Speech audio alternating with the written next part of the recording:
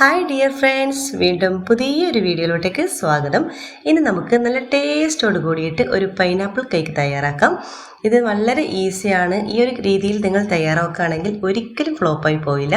അപ്പോൾ നിങ്ങൾക്കെല്ലാവർക്കും ഇഷ്ടമാവുമെന്ന് കരുതുന്നു. ഇഷ്ടമായാൽ ലൈക്ക് ചെയ്യുക, ഷെയർ ചെയ്യുക, കമൻറ്റ് ചെയ്യുക. അതുപോലെ നിങ്ങൾ ആദ്യമായിട്ടാണ് എൻ്റെ ഈ ചാനൽ കാണുന്നതെങ്കിൽ പ്ലീസ് ഒന്ന് സബ്സ്ക്രൈബ് ചെയ്യണേ.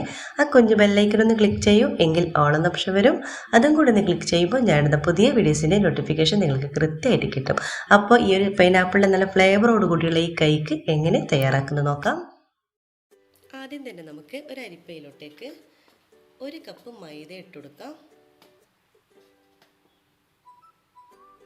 ഞാനിപ്പോൾ 250 ml 1 കപ്പ് മൈദയാണ് എടുത്തിട്ടുള്ളത്. എന്നിട്ട് ഈ ഒരു മൈദയിൽ നിന്ന് നമുക്ക് 1 ടേബിൾ സ്പൂൺ മൈദ നമുക്ക് മാറ്റി വെക്കാം. ഇതിന് പകരമായിട്ട് 1 ടേബിൾ സ്പൂൺ പാൽപ്പൊടിയാണ് നമ്മൾ ചേർത്ത് കൊടുക്കുന്നത്. നമ്മുടെ കേക്ക് നല്ല സോഫ്റ്റായിട്ട് കിട്ടാൻ വേണ്ടിയിട്ടാണ് ഈ ഒരു പാൽപ്പൊടി ചേർത്ത് കൊടുക്കുന്നത്. പിന്നെ ഇതിലോട്ടേക്ക് നമ്മൾ ചേർത്ത് കൊടുക്കുന്നത് 1 ടീസ്പൂൺ ബേക്കിംഗ് പൗഡർ ചേർത്ത് കൊടുക്കുക. നമ്മൾ ഈ ഒരു കേക്കിന് ബേക്കിംഗ് സോഡൻ്റെ ആവശ്യമില്ല. അപ്പോൾ ഇത് 3 നമ്മളിപ്പോൾ ചേർത്ത് കൊടുത്തിട്ടുണ്ട്. എന്നിട്ട് ഇത് നന്നായിട്ട് നമുക്കിതൊന്ന് അരിച്ചെടുക്കണം. ഇപ്പോൾ ഏകദേശം ഒരു 3 പ്രാവശ്യമായിട്ട് നമുക്കിതൊന്ന് അരിച്ചെടുക്കാം കേട്ടോ.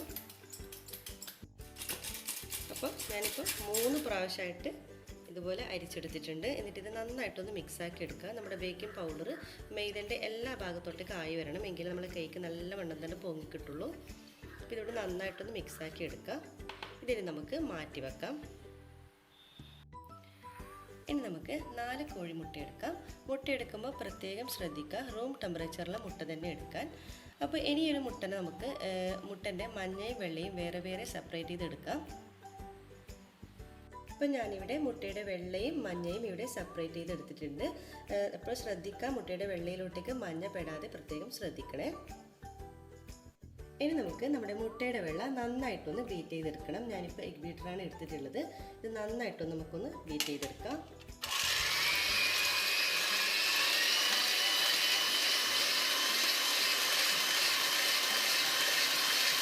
ഇപ്പോൾ നമ്മുടെ മുട്ടയുടെ വെള്ള അത്യാവശ്യം ഒന്ന് പതഞ്ഞ് പൊങ്ങി വരുമ്പോൾ ഇതിലോട്ടേക്ക് നമുക്ക് പഞ്ചസാര ചേർത്ത് കൊടുക്കണം.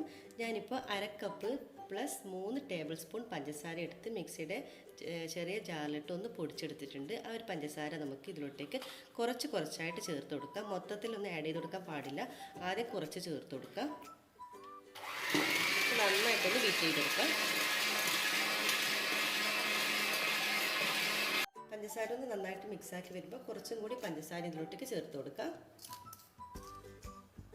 എന്നിട്ടൊരു 3 ടേബിൾ സ്പൂൺ പഞ്ചസാര ഞാനിപ്പോൾ ഇവിടെ മാറ്റി വെക്കുന്നുണ്ട്. നമ്മുടെ മുട്ടയുടെ മഞ്ഞ മിക്സ് ചെയ്യുമ്പോൾ ഈ ഒരു പഞ്ചസാര നമുക്ക് അതിൽ ചേർത്ത് കൊടുക്കണം. അപ്പോൾ ഒരു 3 ടേബിൾ സ്പൂൺ പഞ്ചസാര നമുക്ക് മാറ്റി വെക്കാം.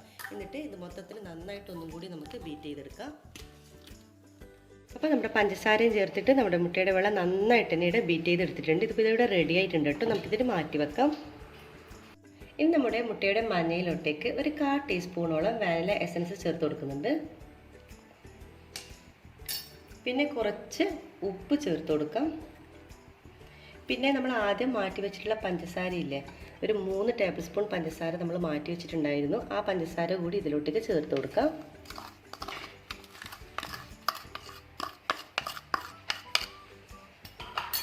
എന്നിട്ട് എല്ലാം കൂടി നമുക്ക് ഇതുപോലത്തെ ഹാൻഡ് വിസ്ക് ഉപയോഗിച്ചിട്ട് നന്നായിട്ടൊന്ന് മിക്സാക്കി എടുക്കാം. ഇനി എഗ് ബീറ്ററിൻ്റെ ആവശ്യമൊന്നുമില്ല. നന്നായിട്ടൊന്ന് മിക്സാക്കി എടുക്കണം. നമ്മൾ പഞ്ചസാര നന്നായിട്ടൊന്ന് അരിഞ്ഞ് വരണം. അതുവരെ ഇതുപോലെ ഒന്ന് നന്നായിട്ടൊന്ന് മിക്സാക്കി എടുക്കാം. ഇവിടെ നന്നായിട്ട് തന്നെ പഞ്ചസാര മുട്ടയുടെ മഞ്ഞയും കൂടി നന്നായിട്ട് ഇതുപോലെ മിക്സാക്കി എടുക്കാം.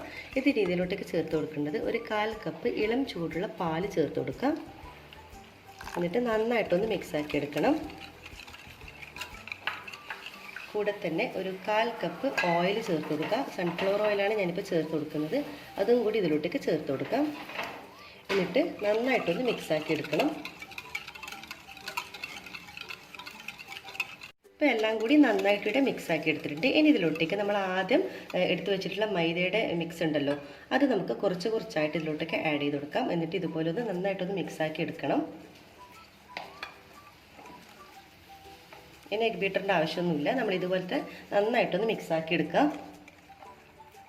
കുറച്ചായിട്ട് നമ്മൾ ആഡ് ചെയ്ത് കൊടുക്കാം കേട്ടോ. 2-3 പ്രാവശ്യമായിട്ട് നമുക്കിതുപോലെ ആഡ് ചെയ്ത് കൊടുക്കാം.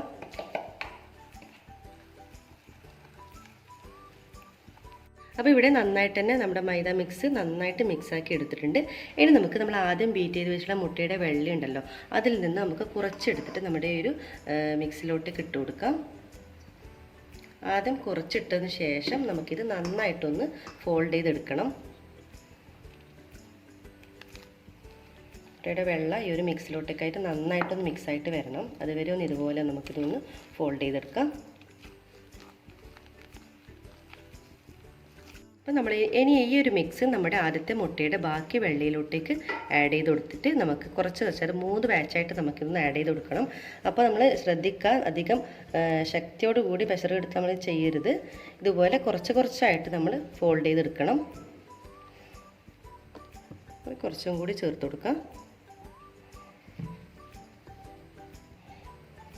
മുട്ടയുടെ വെള്ളയും ഇതെല്ലാം കൂടി നന്നായിട്ട് മിക്സായിട്ട് കിട്ടുകയും വേണം. ഇതുപോലെ നന്നായിട്ട് തന്നെ ഫോൾഡ് ചെയ്തെടുക്കാം.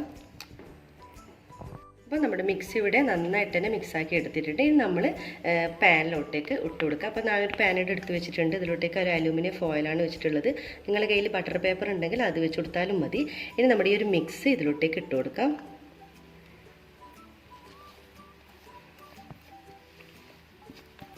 ഇനി നമുക്ക് നന്നായിട്ടൊന്ന് ഇതുപോലെ ടാപ്പ് ചെയ്ത് കൊടുക്കാം. എയർ ബബിൾസൊക്കെ എന്തെങ്കിലും ഉണ്ടെങ്കിൽ പോയി കിട്ടാൻ വേണ്ടിയാണ്.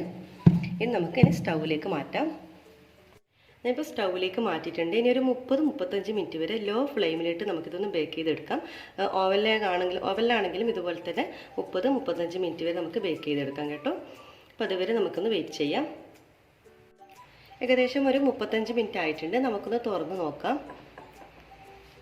കണ്ടോ, നമ്മുടെ കേക്ക് ഇവിടെ നന്നായിട്ട് തന്നെ ബേക്കാക്കി കിട്ടിയിട്ടുണ്ട് കേട്ടോ. ഇനി നമുക്കിനി സ്റ്റൗ ഓഫ് ചെയ്യാം. നമുക്കിതിൻ്റെ തണുക്കുന്നവരെ നമുക്കൊന്ന് വെയിറ്റ് ചെയ്യാം.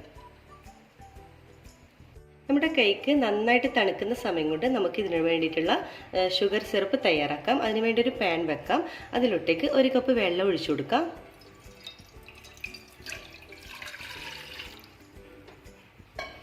ഇതിലേക്ക് 3/4 കപ്പ് പഞ്ചസാര കൂടി ചേർത്ത് കൊടുക്കാം. എന്നിട്ട് നന്നായിട്ടൊന്ന് മിക്സാക്കി എടുക്കണം. ഈ പഞ്ചസാര നന്നായിട്ട് തന്നെ അലിഞ്ഞ് കിട്ടണം. അതുവരെ നന്നായിട്ടൊന്ന് മിക്സാക്കി എടുക്കാം. നമ്മുടെ ഈ ഒരു വെള്ളം നന്നായിട്ടൊന്ന് തിളക്കണം. അതുവരെ ഒന്ന് വെയിറ്റ് ചെയ്യാം. അപ്പോൾ നമ്മുടെ ഷുഗർ സിറപ്പ് ഇവിടെ നന്നായിട്ട് തിളക്കുന്നുണ്ട്. ഇതുപോലെ 1-2 സെക്കൻഡോളം നന്നായിട്ട് തിളപ്പിക്കുക. ഇനി ഇതിലോട്ടേക്ക് 1 ടേബിൾ സ്പൂണോളം ചെറുനാരങ്ങയുടെ നീര് കൂടി ചേർത്ത് കൊടുക്കാം. കൂടെ തന്നെ 1/4 ടീസ്പൂൺ കുറവ് വാനില എസൻസും കൂടി ചേർത്ത് കൊടുക്കുന്നുണ്ട്. അപ്പോൾ നല്ലൊരു ഫ്ലേവർ ആയിരിക്കും ഈ ഒരു ഷുഗർ സിറപ്പിന്. പിന്നെ വാനിലിൻ്റെ ഫ്ലേവർ വേണ്ടാന്നുള്ളവർക്ക് പട്ടൻ്റെ ഒരു പീസ് ഇട്ട് കൊടുത്താലും മതി. അപ്പോൾ ഒന്നും കൂടി നന്നായിട്ടൊന്ന് മിക്സാക്കി എടുക്കാം. അപ്പോൾ നമ്മുടെ ഷുഗർ സിറപ്പ് ഇവിടെ റെഡി ആയിട്ടുണ്ട്. നമുക്കിതൊരു തണുക്കുന്നവരെ ഒന്ന് വെയിറ്റ് ചെയ്യാം. നമ്മുടെ കേക്ക് ഇവിടെ നന്നായിട്ട് തന്നെ തണുത്തിട്ടുണ്ട് കേട്ടോ. കണ്ടോ, നല്ല പെർഫെക്റ്റ് ആയിട്ട് തന്നെ നമ്മുടെ കേക്ക് കിട്ടിയിട്ടുണ്ട്.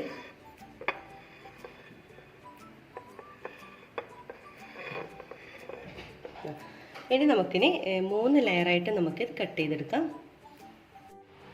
ഇപ്പോൾ ഞാനിപ്പോൾ 3 ലെയറായിട്ട് ഇവിടെ കട്ട് ചെയ്തെടുത്തിട്ടുണ്ട്. ഇനി നമുക്ക് ഐസിങ് ചെയ്യാം. ഐസിങ് ചെയ്യാൻ വേണ്ടിയിട്ട് ഞാനിപ്പോൾ ഫിയോണ വിപ്പിംഗ് ക്രീമാണ് യൂസ് ചെയ്യുന്നത്. ഇനി നമുക്കൊരു ബൗളിലോട്ടേക്ക് 1.5 കപ്പ് വിപ്പിംഗ് ക്രീം ഇട്ട് കൊടുക്കാം.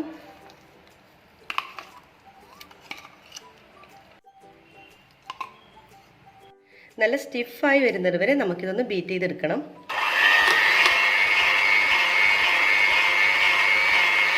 അപ്പോൾ നമ്മുടെ വിപ്പിംഗ് ക്രീം ഇവിടെ നന്നായിട്ട് തന്നെ ബീറ്റ് ചെയ്തെടുത്തിട്ടുണ്ട്. ഇതുപോലെ നല്ല സ്റ്റിഫായിട്ട് എടുക്കണം. അപ്പോൾ നമുക്ക് കേക്ക് അസംബിൾ ചെയ്യാം. അതിനുവേണ്ടി നമുക്കൊരു ബോർഡ് വെക്കാം. അതിലോട്ടേക്ക് ഒരല്പം വിപ്പിംഗ് ക്രീം ഇട്ട് കൊടുക്കുന്നുണ്ട്. അവിടെ നമ്മുടെ കേക്ക് ഒന്ന് നല്ല സ്റ്റിഫായിട്ട് കിട്ടാൻ വേണ്ടിയിട്ടാണ്.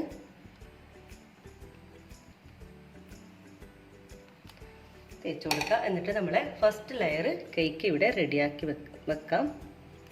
ഒന്ന് നന്നായിട്ടൊന്ന് പ്രസ് ചെയ്ത് കൊടുക്കാം. അതിനുശേഷം നമ്മൾ ഷുഗർ സിറപ്പ് ആഡ് ചെയ്ത് കൊടുക്കണം. ഷുഗർ സിറപ്പ് ആഡ് ചെയ്യുമ്പോൾ പ്രത്യേകം ശ്രദ്ധിക്കുക. നല്ലോണം തന്നെ വെറ്റ് ചെയ്യാൻ പ്രത്യേകം ശ്രദ്ധിക്കണം. എങ്കിലേ നമ്മളെ കേക്ക് നല്ല സോഫ്റ്റ് ആകാനും നമ്മൾ കട്ട് ചെയ്യുമ്പോൾ നല്ല സോഫ്റ്റായിട്ട് കിട്ടും. അപ്പോൾ നല്ലവണ്ണം തന്നെ ഷുഗർ സിറപ്പ് ആഡ് ചെയ്ത് കൊടുക്കാം. ഷുഗർ സിറപ്പ് നന്നായിട്ട് വെറ്റിയതിന് ശേഷം അതിനോട് മുകളിലോട്ടേക്ക് വിപ്പിംഗ് ക്രീം ആഡ് ചെയ്ത് കൊടുക്കാം.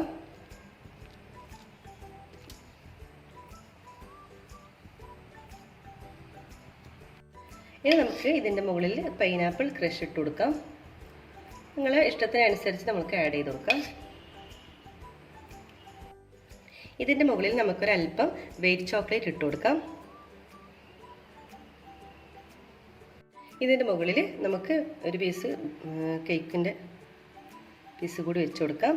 എന്നിട്ട് നമ്മൾ ആദ്യം ചെയ്ത പോലെ തന്നെയാണ് ഒന്ന് നന്നായിട്ടൊന്ന് പ്രസ് ചെയ്ത് കൊടുക്കുക. അതിനുശേഷം നമ്മൾ ഷുഗർ സിറപ്പ് ഒന്ന് ആഡ് ചെയ്ത് കൊടുക്കാം. ഇതിൻ്റെ മുകളിൽ നമ്മൾ ആദ്യം ചെയ്ത പോലെ തന്നെ ക്രീം തേച്ച് കൊടുക്കാം. ഇനി നമ്മൾ ആദ്യം ചെയ്ത പോലെ തന്നെ നമ്മൾ ഇതിൻ്റെ മുകളിൽ കുറച്ച് പൈനാപ്പിൾ ക്രഷ് ഇട്ട് കൊടുക്കാം. ഇതിൻ്റെ മുകളിൽ നമുക്ക് കുറച്ച് വൈറ്റ് ചോക്ലേറ്റും കൂടി ഇട്ട് കൊടുക്കാം. ഇനി നമ്മൾ ലാസ്റ്റ് പീസ് കേക്കും കൂടി വെച്ച് കൊടുക്കാൻ പോവുകയാണ്. ഇനി നമുക്ക് മൊത്തത്തിൽ തന്നെ ക്രീം തേച്ച് കൊടുക്കണം. മൊത്തത്തിലൊന്ന് നമ്മൾ ഡ്രം കോട്ടിങ് കൊടുത്തിട്ടുണ്ട്. ഇനി നമുക്കിതൊന്ന് ഫ്രിഡ്ജിലേക്ക് മാറ്റണം. 1 മണിക്കൂറോളം നമുക്കിത് ഫ്രിഡ്ജിൽ വെക്കാം. ഇപ്പോൾ 1 മണിക്കൂറിന് ശേഷം ഞാനിപ്പോൾ പുറത്തെടുത്ത് വെച്ചിട്ടുണ്ട്. ഇനിയിപ്പോൾ നമുക്ക് ബാക്കിയുള്ള ക്രീമും കൂടി മൊത്തത്തിലൊന്ന് ഇതിൻ്റെ മുകളിൽ ഒന്ന് ആഡ് ചെയ്ത് കൊടുക്കാം. അപ്പോൾ നമ്മൾ കഴിയുന്ന രീതിയിൽ ഇതുപോലെ തന്നെ നമ്മൾ എല്ലാ ഭാഗത്തോട്ടേക്കും കവർ ചെയ്തെടുക്കാം. അപ്പോൾ ഇനി നമുക്ക് ഇതിൻ്റെ മുകളിൽ നമ്മളിപ്പോൾ പൈനാപ്പിൾ കേക്കാണ് തയ്യാറാക്കുന്നത്. അതുകൊണ്ട് ഞാനിപ്പോൾ പൈനാപ്പിളിൻ്റെ ക്രഷാണ് ഇതിൻ്റെ മുകളിൽ ഒഴിച്ചിട്ട് ഞാൻ ഡെക്കറേറ്റ് ചെയ്യുന്നത്. നിങ്ങൾക്ക് ഇഷ്ടമുള്ള രീതിയിൽ നിങ്ങൾക്ക് ഡെക്കറേറ്റ് ചെയ്തെടുക്കാം. ഞാനിപ്പോൾ കുറച്ച് പൈനാപ്പിളിൻ്റെ ക്രഷ് ഇട്ട് കൊടുക്കുന്നുണ്ട്. ഇത് മൊത്തത്തിൽ തന്നെ നമുക്ക് എല്ലാ ഭാഗത്തോട്ടേക്ക് ആക്കി കൊടുക്കാം. ഇതിന് താഴെ നമുക്ക് ഇഷ്ടമുള്ള രീതിയിൽ നമുക്ക് ഡിസൈൻ ചെയ്തെടുക്കാം. ഞാനിപ്പോൾ ഒരു രീതിയിൽ ഡിസൈനാണ് കൊടുക്കുന്നത്.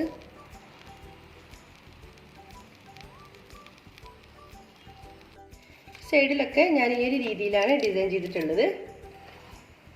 നിങ്ങൾക്ക് ഇഷ്ടമുള്ള രീതിയിലൊക്കെ ഡിസൈൻ ചെയ്യാം കേട്ടോ. ഇനിയിപ്പോൾ നമുക്ക് മുകളിലും കുറച്ചും കൂടി ഡിസൈൻ ചെയ്ത് കൊടുക്കുക. ഇഷ്ടമുള്ള രീതിയിൽ കൊടുക്കുക. ഞാനിപ്പോൾ ഒരു ഫ്ലവർ നോസിലിനെ കൊണ്ട് ചെറിയൊരു ഫ്ലവർ ഡിസൈനാണ് കൊടുക്കാൻ ഉദ്ദേശിക്കുന്നത്.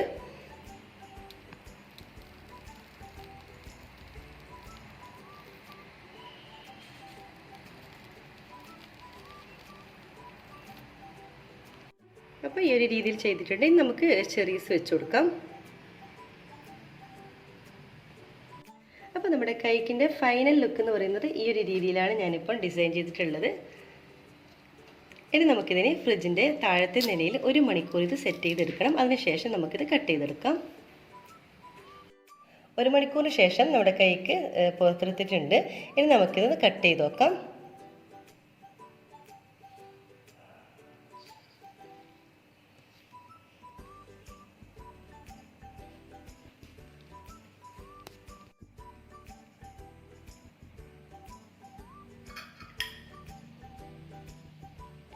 വളരെ രുചിയേറിയിട്ടുള്ള നമ്മുടെ പൈനാപ്പിൾ കേക്ക് ഇവിടെ കട്ട് ചെയ്തെടുത്തിട്ടുണ്ട്. നല്ല ടേസ്റ്റാണ് കേട്ടോ. ശരിക്കും പൈനാപ്പിളിൻ്റെ നല്ല ഫ്ലേവർ ഉണ്ട് ഈ ഒരു കേക്കിന്. അത് നിങ്ങളൊന്ന് ട്രൈ ചെയ്ത് നോക്കണം. ഞാൻ ഈ പറഞ്ഞ ഇതേ രീതിയിൽ നിങ്ങൾ കേക്ക് തയ്യാറാക്കുകയാണെങ്കിൽ ഒരിക്കലും ഫ്ലോപ്പായി പോവില്ല. അപ്പോൾ എല്ലാവർക്കും ഈ വീഡിയോ ഇഷ്ടമായെന്ന് കരുതുന്നു. ചെയ്ത് നോക്കുന്ന സമയത്ത് ഫീഡ്ബാക്ക് അറിയിക്കാൻ മറക്കരുത്. ഇതുവരെ സബ്സ്ക്രൈബ് ചെയ്യാതെ കാണുന്നവരാണെങ്കിൽ ദയവായി ഒന്ന് സബ്സ്ക്രൈബ് ചെയ്യണേ. അതുപോലെ ലൈക്ക്, ഷെയർ, കമൻറ്റ് ചെയ്യാൻ മറക്കരുത്. നിങ്ങളുടെ സ്നേഹവും സപ്പോർട്ടും തുടർന്നും പ്രതീക്ഷിച്ചുകൊണ്ട് ഇൻഷാ അല്ലാഹ് വീണ്ടും മറ്റൊരു നല്ലൊരു വീഡിയോയുടെ വീണ്ടും കാണാം. അതുവരേക്കും എല്ലാവർക്കും ഒരിക്കൽ കൂടി താങ്ക് യു.